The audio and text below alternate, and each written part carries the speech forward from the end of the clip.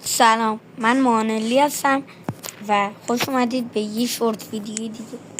آقا دوستان، من برام سوال شد آیا این آیتم هایی که من دارم داخل شالکر باکسم رو نگاه کنید، اینجا نوشتم اسپشیال.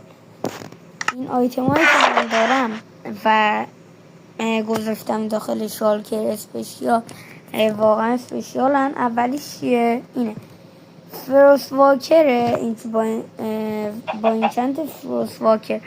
دومی الایترا، سومی یه دونه آرمور تریم، سومی هارتاسسی، کراسبو با این چند مولتی چارد، یعنی چند تا تیر پرد میکنه.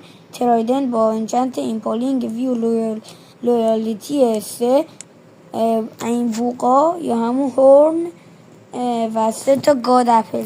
حالا این به چه دردی میخوره؟ این اکثرتون دیگه میدونید. بمونید.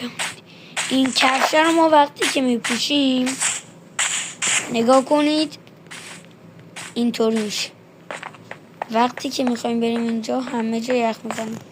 و آیا داخل کامنت ها بنویسین که واقعا این آیتم هایی که من دارم و گذاشتم داخل دستش اسپشیال یا نه. لایک کامنت دنبال یادتون نره تا یه شورت دیگه. بای بای.